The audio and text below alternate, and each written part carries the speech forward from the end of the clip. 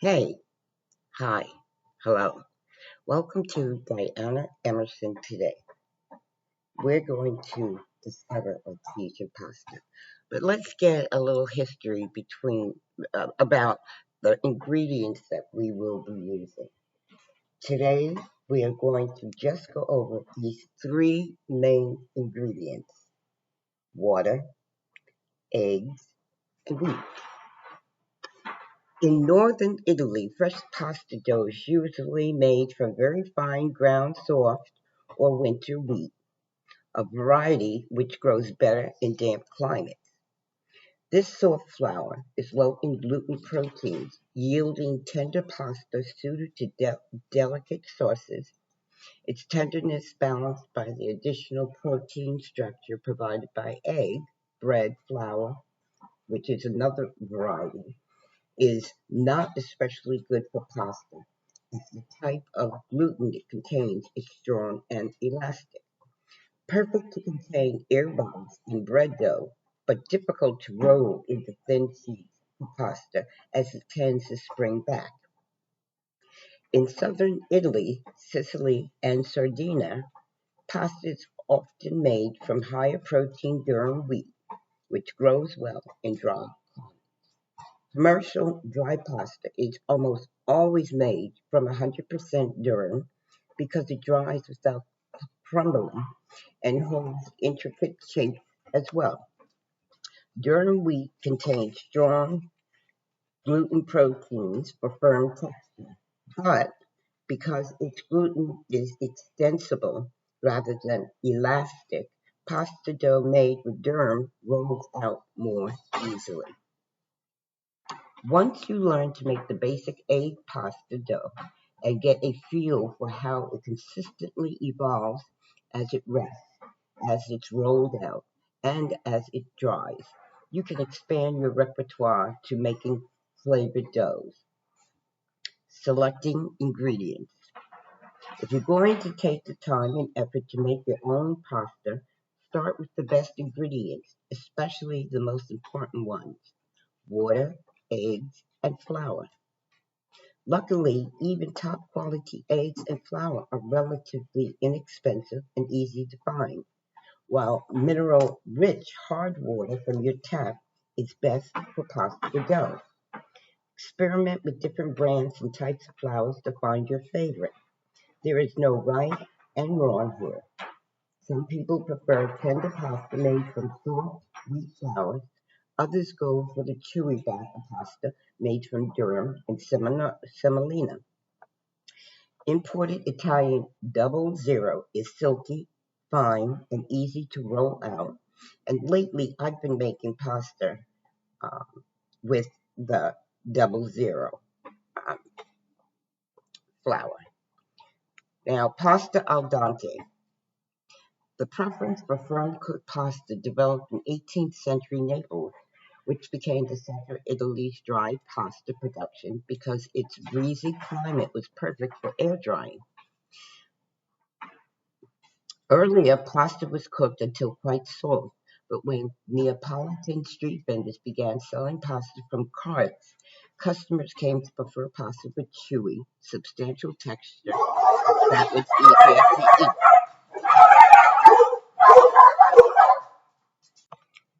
Sorry about that. I do have dogs, okay, and I can't lock them up. I won't lock them up. So sometimes they may become very vocal. But to continue, by the 19th century, the taste for firm pasta had spread to the rest of Italy, though the term al dente, meaning to the teeth, didn't appear in the Italian language until after World War One.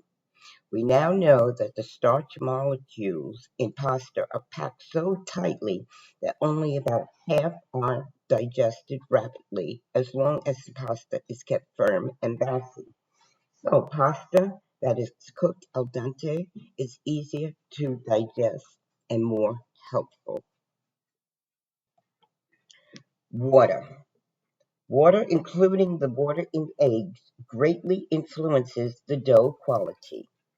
Bread dough may contain as much as 45% water in soft doughs such as ciabatta. Hard water and sea salt contain minerals such as calcium and magnesium, which produce a firmer dough with a tighter gluten network than soft water. A pinch of salt at most is added to Italian pasta doughs because it tends to harden them. To compensate, the resulting pasta is boiled in generously salted water to add flavor and help keep the pasta al dente or toothsome. Even the temperature of the water is significant. For most recipes, tepid water is best to keep everything at room temperature so the liquid is more easily absorbed by the flour. However, some Asian noodle doughs, such as dumpling wrappers, are often made with hot or even boiling water to increase the gluten-free elasticity. Eggs. Fresh pasta dough contains about 1 part egg to 2 parts flour by weight. The standard Italian proportion for handmade egg pasta is 1 medium egg, 50 grams per 100 grams, 3.5 ounces, or soft wheat flour. Most commonly, chicken eggs are used to make fresh pasta, though duck eggs are traditional for Venetian pasta, whole wheat bagoli, and giant goose eggs, sometimes found at farmers markets, make very rich pasta dough. One goose egg is the equivalent of a dozen hen's eggs. That's something I didn't know. Eggs enhance the color, richness, and smooth texture of pasta, especially the yolks, which may be used alone. Eggs also provide a second form of protein, along with gluten, that enhances dough structure and makes it easier to roll out thinly without tearing egg whites, which are high in protein and contain more water than the yolks, made for cohesive, firm pasta dough and prevent the loss of starch in the cooking water. They are occasionally used alone, as in red wine fettuccine. In general, the thinner the eventual width of the pasta strip, the higher the proportion of egg yolks because of the strength and richness they add to the dough. Because all yolk dough is so rich, it is best suited to tagliolini and tortellini, cooked and served in broth rather than in a heavier sauce. Whole chicken eggs contain about 75% water. A large yolk measures a little less than 1 tablespoon and contains about 2 teaspoons of water. All the fat and cholesterol, about 40% of the egg's protein, and most of its vitamins. The white measures a little bit more than 2 tablespoons and contains about 2 tablespoons of water, with the rest almost entirely protein. The shell accounts for about 12% of the egg's total weight, but it is not included when measuring egg size. Salmonella and fresh pasta.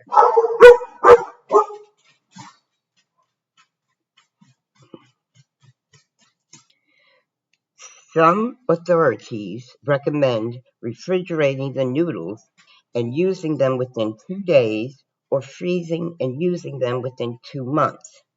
In hot, humid weather, cover and refrigerate cut pasta strips and especially stuffed pasta to avoid any possibility of mold developing.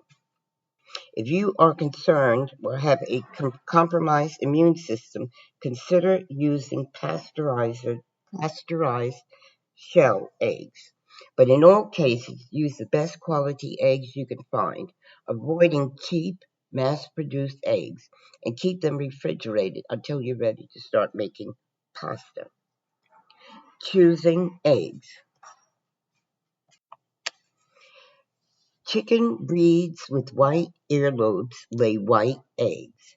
Chicken breeds with red earlobes lay brown eggs. Never knew that. Okay. Preferences are regional and cultural.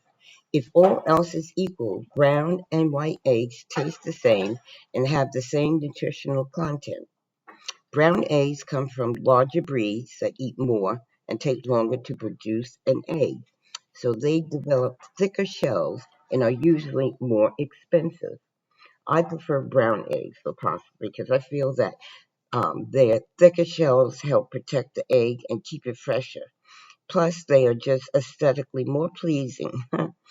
Okay, in the United States, brown eggs are more of a specialty product, so quality tends to be higher. In the UK, brown eggs are preferred and more common. Any small brownish spots, which are prevalent in brown eggs, are harmless bits of protein. Extra fresh, extra rich brown eggs, labeled special per pasta fada in casa, specially raised for making homemade pasta, are available in Italy. These have large, deep orange red yolks that are higher in protein for smooth consistency. Eggs from pasteurized chickens that are free to roam will have the richest yolks and will usually be the freshest.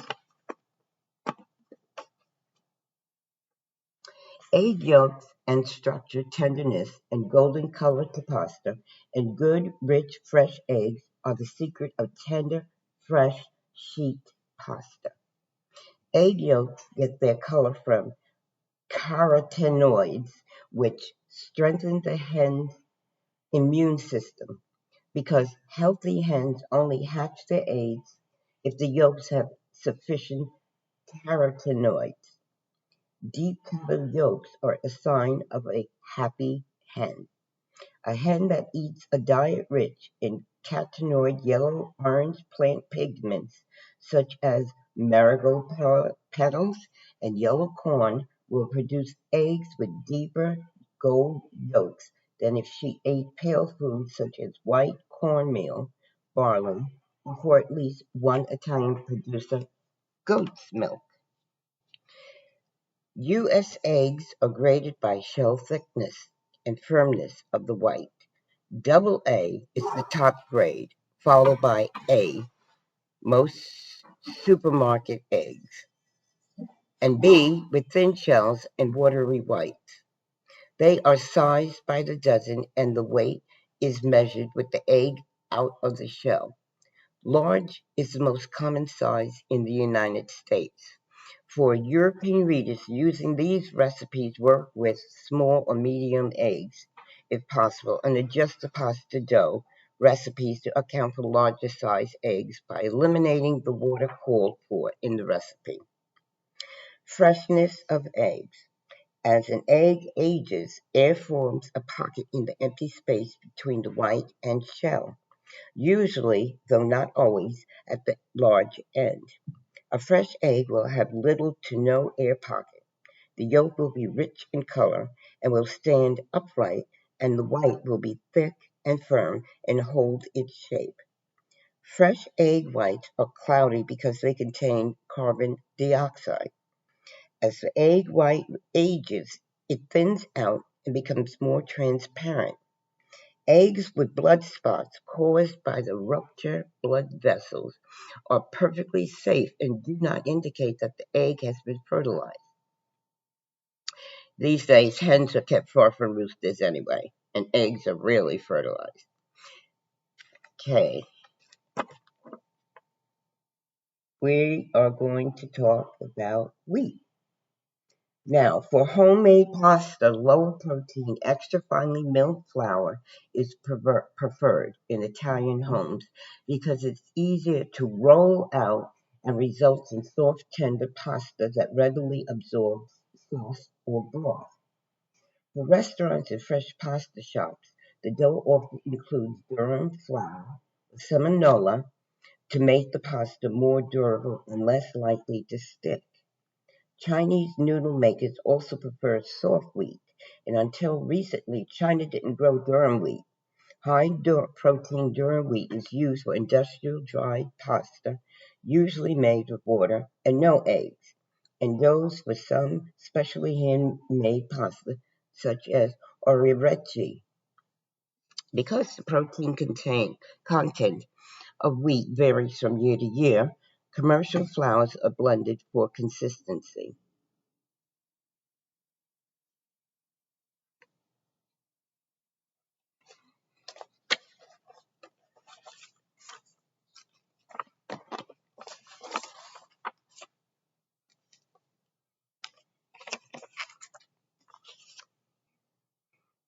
Okay, let's talk about unbleached all-purpose flour. This is wheat flour with a moderate gluten level, usually 9 to 12% protein.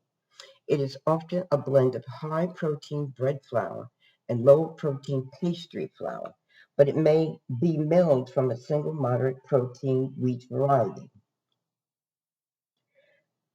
AP flour works well for pasta either on its own or combined with other flours and ingredients. I do sometimes combine my flour.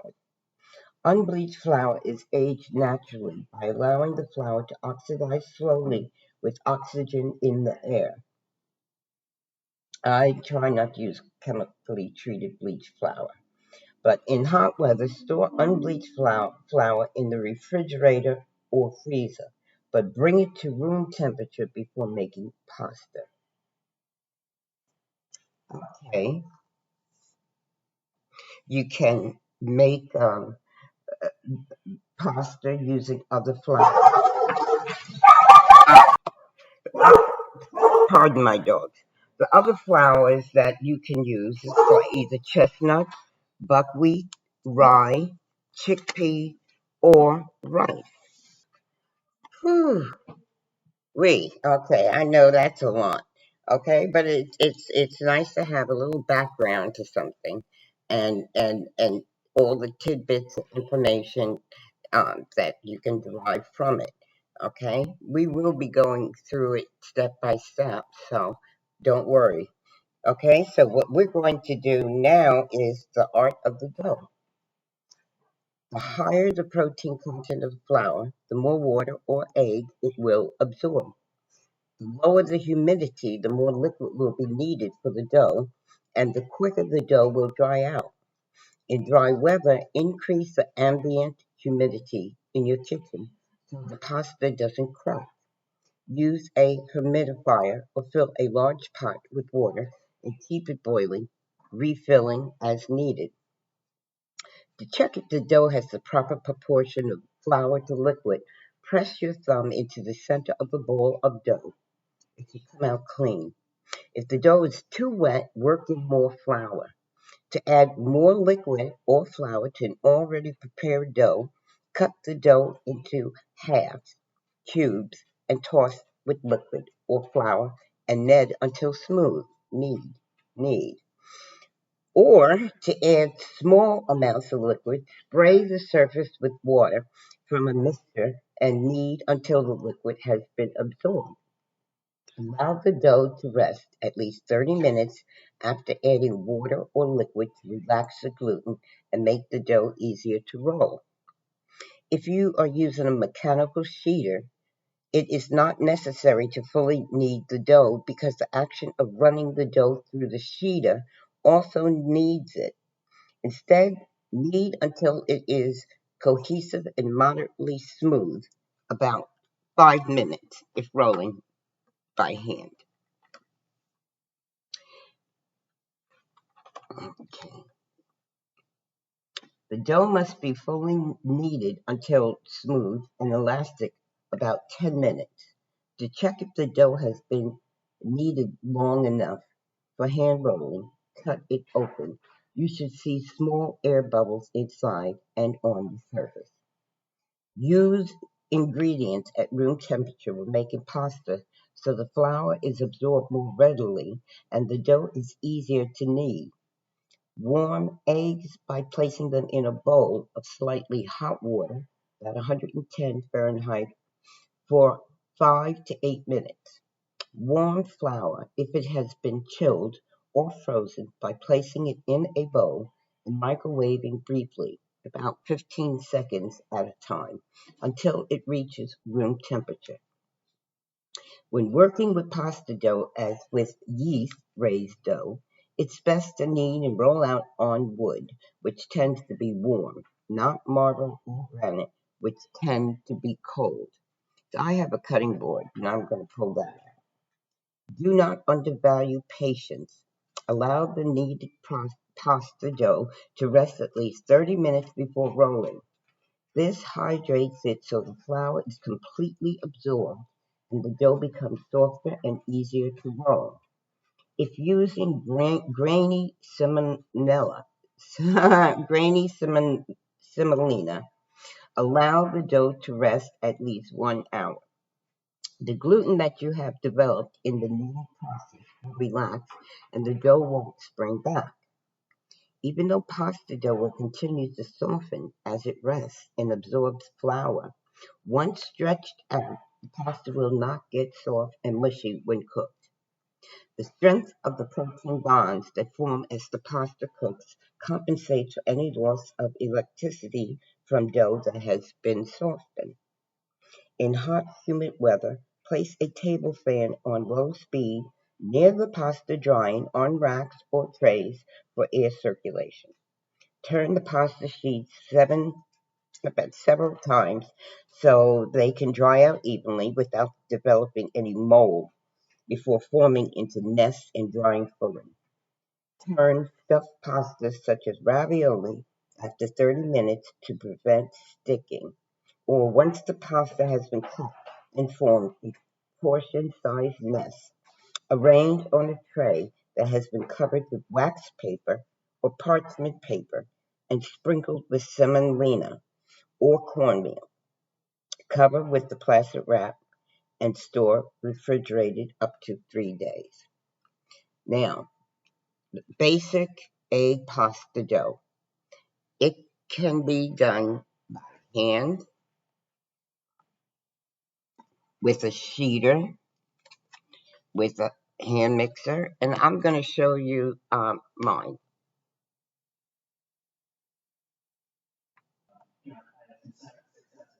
Okay, yes, I am here.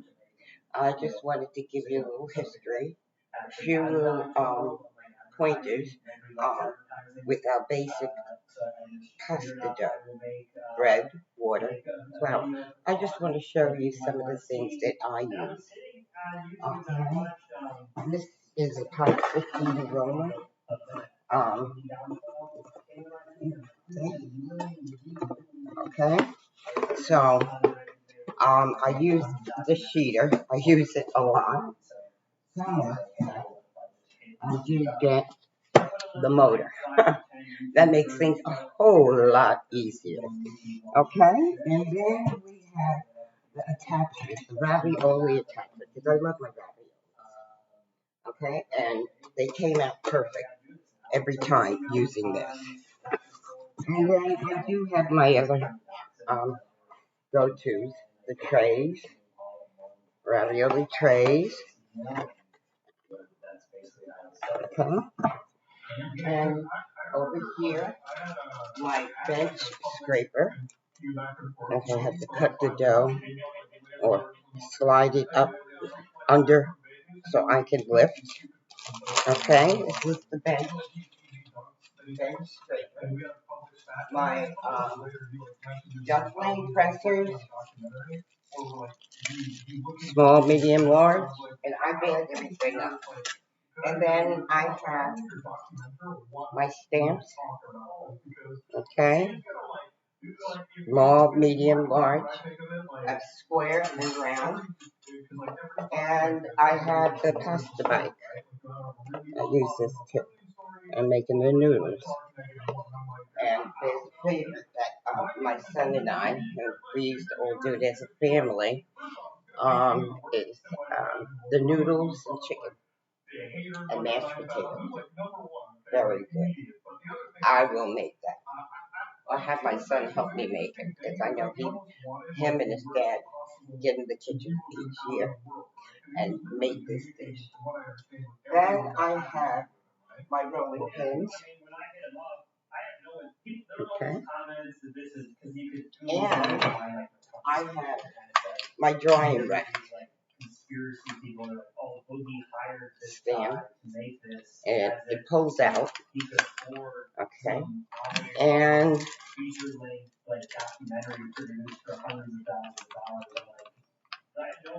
voila. Okay, and stand, keep it on the counter, and you're drying your noodles, spaghetti.